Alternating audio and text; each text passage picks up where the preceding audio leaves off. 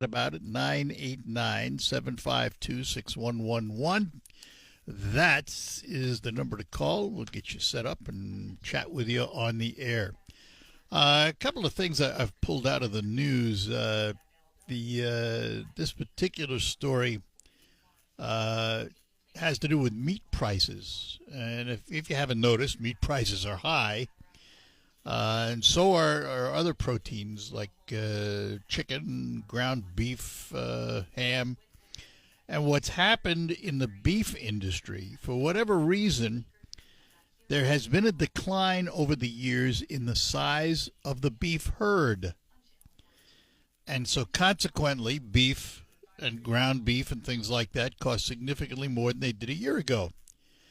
However, they say we could be turning a corner, except, here's the except, the supply and demand side is putting pressure on the upside. It's for prices to go up because the demand is strong in the U.S. for beef. The herd is small. But tariffs now play a point because we import beef from Canada and Mexico. Meat prices have increased. Steak up about 7%, ground beef up 10%, chicken 3%, ham over 4% from last year. Part of it is the size of the herd. Part of it is tariffs. And the president of, and the CEO, I should say, of Omaha Steaks was speaking about this. Nate Rempe is his name. And he was on Fox News, and he said prices may stay high until 2026 because it will take that long to rebird. You can't simply flip a switch. We have to rebuild the herd. We have to, see where the tariffs end up. So it's going to be interesting to see what happens when they can rebuild the herd and tariffs settle down, and it's not a daily story that it's up, it's down, it's up, it's down. So it's going to be a while, but that's the reason why you're paying more for beef in the market. Meantime, the tariffs continue. The president has again boosted the tariff, I think, on steel to 50%. And meantime, a U.S. judge has dismissed California's challenge to President Trump's tariffs, which allowing the state to file an appeal. They will allow it to file an appeal over a court ruling that stopped them. The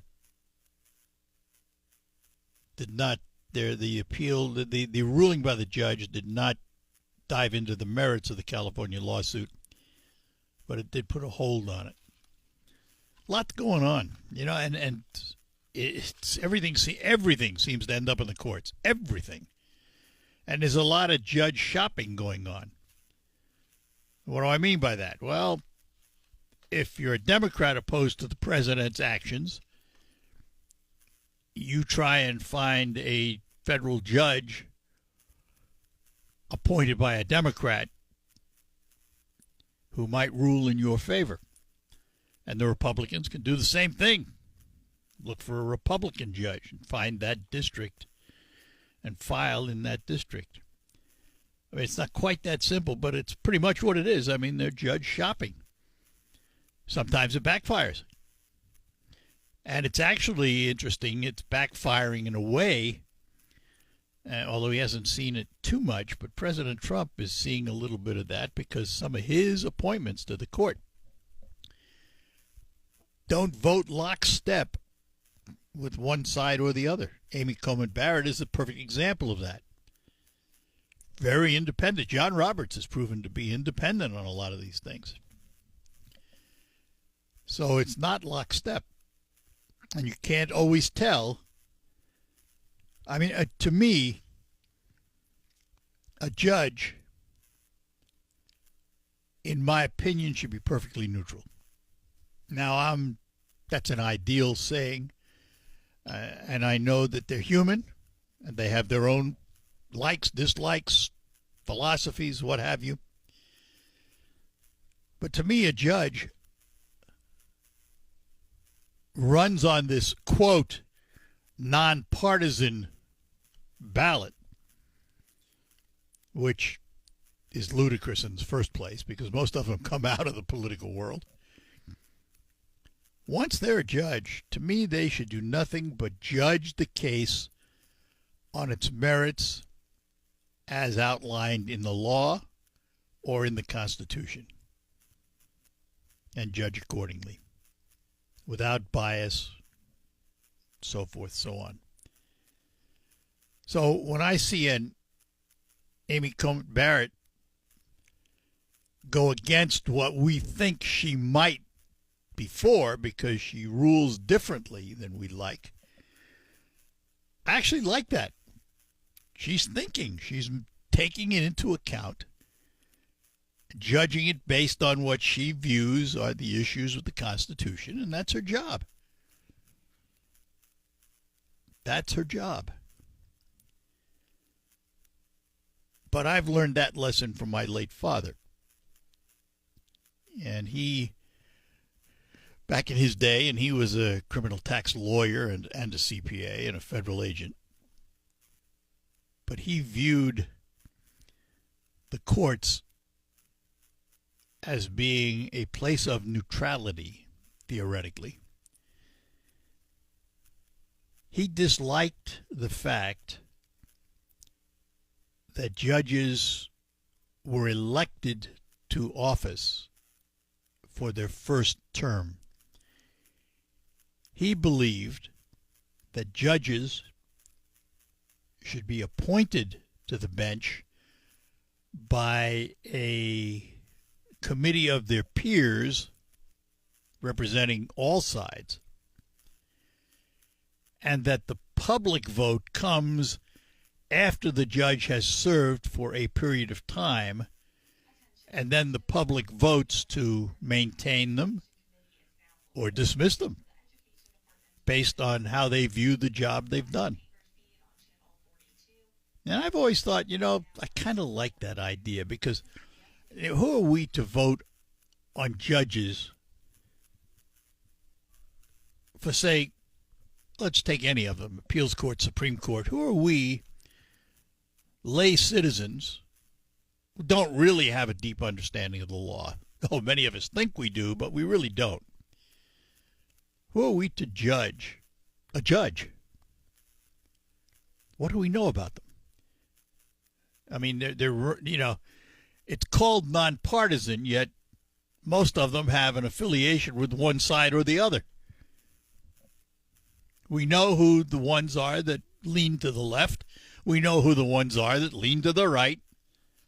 So how is it nonpartisan? It really isn't when you think about it. But I just thought I'd throw that out there because it caught my attention. So anyhow, 10:20 here on June 4th already. And our lines are open for you at 989-752-6111. Join in the conversation. Service. It's hard to find these. By a jury of your peers who hear the evidence in court. The laws are explained to them, and they base their decision based on what they heard at the trial. It's the way it is. It's the way it always has been, and it is the way it always will be. And it's the way it should be. Is that in the Constitution, a jury by your peers? I'm not sure if that exact language is in there or not, but it's I'll have to look to tell you the truth. Wouldn't it make sense that people that know the laws should be on the jury as opposed to people who know nothing about the law? No, because the law is explained to you at the trial.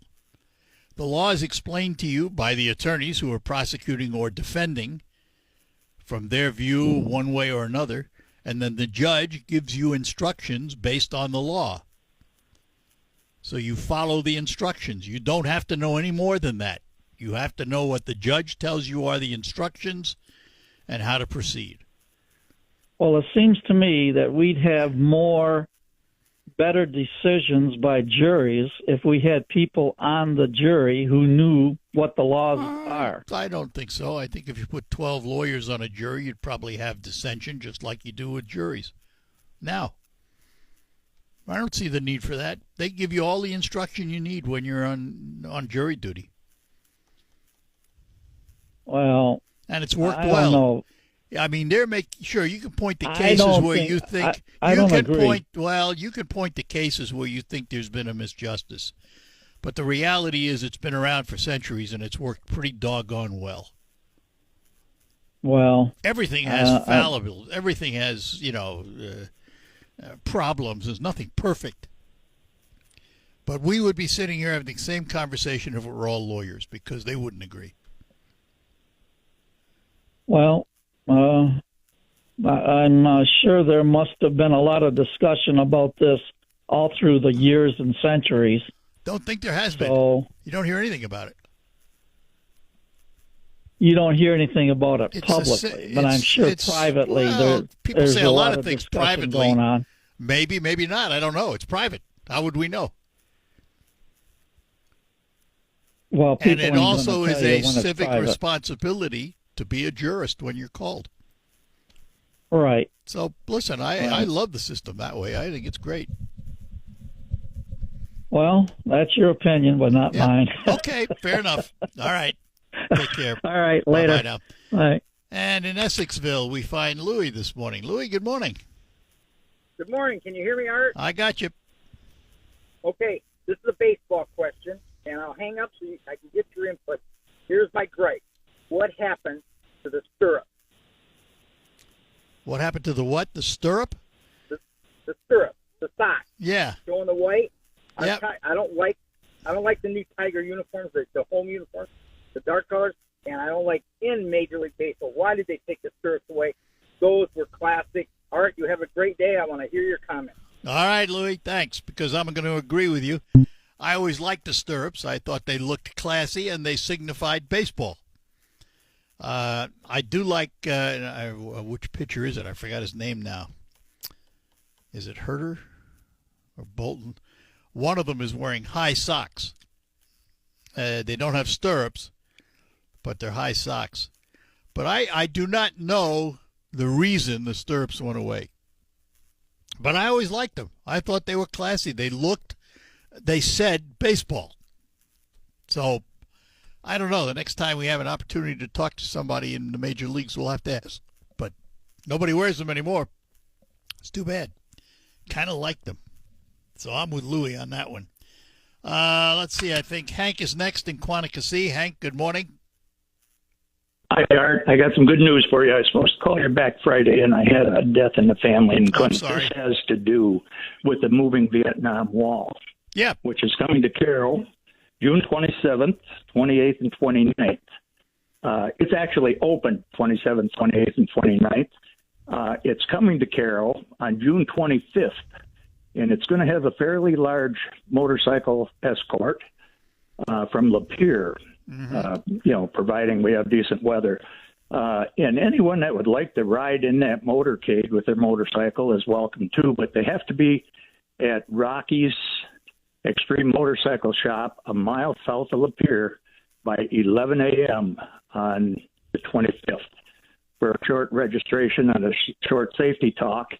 And that motorcade will move up M24 right past Mayville into Carroll, and on M81 it'll proceed east a mile or so to the Carroll Soccer Complex. Yeah, I would hope you'll have a police escort.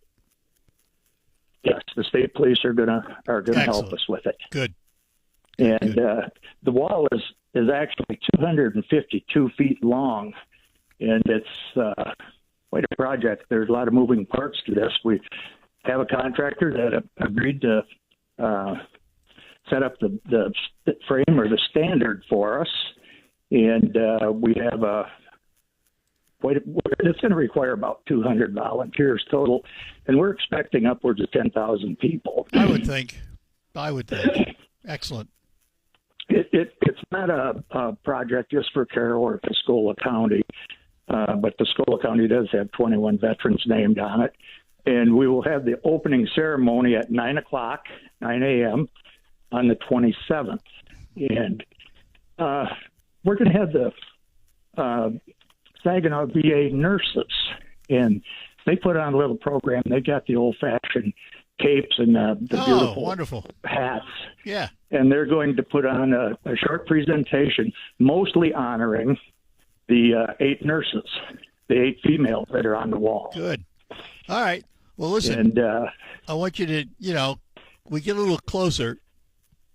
Call in a couple of days before so we remind everybody. okay, All we right. do have a website. If they go to if they just Google the moving wall, they might have to page down a couple pages, but they'll find the Carroll Good. website. Excellent. Okay. All right, Hank. Thanks. All right. Thanks. Appreciate it. Bye-bye now. Yep, bye. And let's talk to Carl in Saginaw before we have to take a break here. Carl, good morning.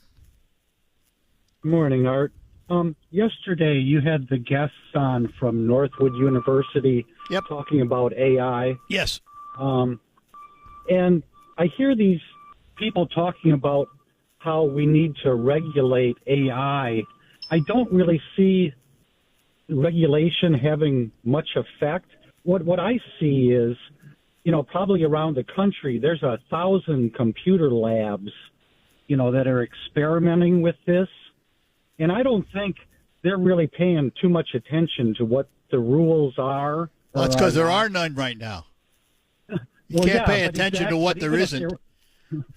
Doesn't exist. But even if there were rules, I'm not convinced that they would give a hoot because they're good. They're going to be on the prefaces Carl. of some. Yeah, Carl, there are rules and laws throughout life, and there are those that disregard them. It doesn't matter. I mean, there are rules and laws. There's laws that say you can't kill someone, but people do it all the time. But that doesn't stop us from putting laws in place. No, I'm not against putting the laws in place. I just don't think. Well, I don't think anybody's going to. Well, no, I would say no. You see, you're painting all of them with a big brush, and I don't think that's true.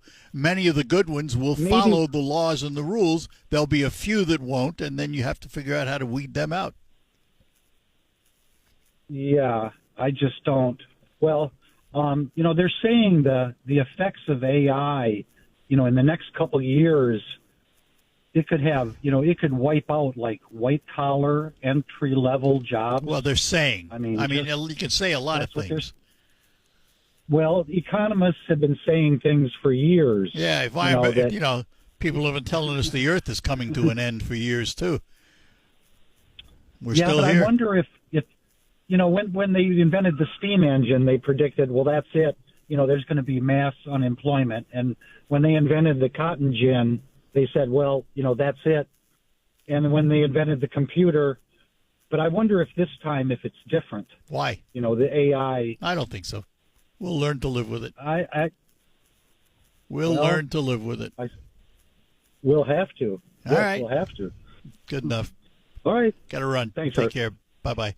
Mark, hang on. We'll get to you next. We got to take a break. Let me talk about Krizak's House Family Restaurant.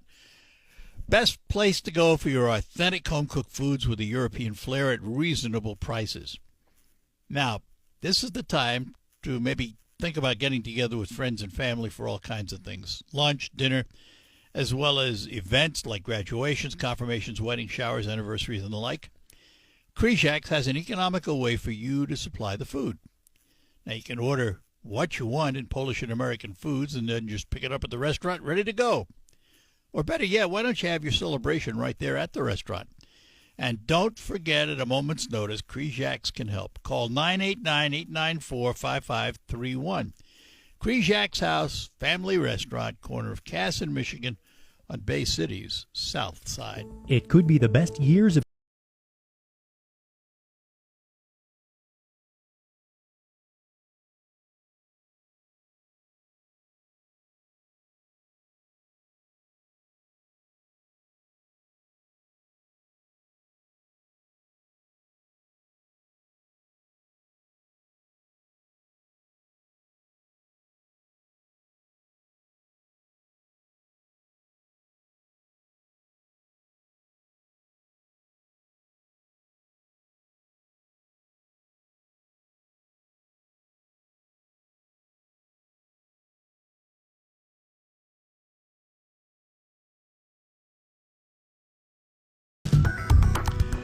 All right, we're back with you here on WSGW, the Art Lewis Show for this Wednesday morning, and Mark is in Essexville. Good morning, Mark.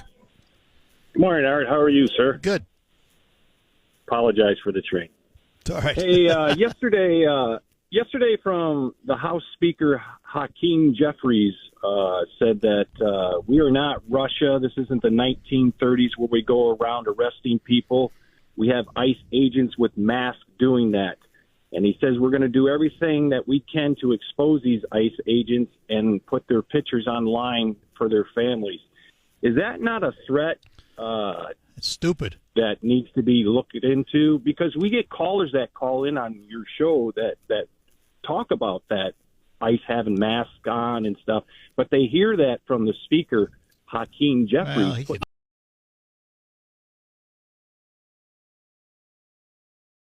all right, back with you on the Art Lewis Show in the couple of minutes remaining. Got a couple of MSU stories here. One good, one not so good. They have a new athletic director at Michigan State, Jay Batts. And he has come in saying that he wants to make connections and build fundraising. And, you know, college sports right now is at a crossroads between their past and big money present. And he arrives from Georgia Tech with a list that will require a sharpened sense of prioritization, shall we say. He was introduced at a news conference June 4th inside the Breslin Center today. He will be, by the way, introduced this afternoon, I should say. He will be today. And he wants to kind of redo things a little bit. At the same time, Michigan State University cannot get out of under the legal umbrella of all the sexual harassment charges that have been flung around that university for a while. One of them was Mel Tucker and a lawsuit brought by Brenda Tracy, filed in federal court on June 3rd, yesterday. It's a 51-page lawsuit, and what it basically says is that the board and a couple of individuals on the board violated their legal and ethical duties to keep her identity confidential. But apparently she alleges that trustees Rima Vassar and Dennis Deno likely caused her name to be leaked to news outlets during the investigation. It also says university officials breached their duty of care by failing to address the onslaught of threats and harassment Tracy suffered after she ultimately went public with her story, and that they ignored all of the accusations being thrown at Tucker from other women. So it's another lawsuit based on sexual harassment at Michigan State University in the athletics area. It's going to be interesting to see where it goes. All right, we're going to take our last break. Come back, we'll tell you what's ahead on Focus Fest and other things. Before that, though, news from CBS on the world and the nation. Michael Percha in the WSGW newsroom with the local report. I'm Art Lewis. Thanks for being with us today. We'll be back on Focus after the news. Broadcasting from the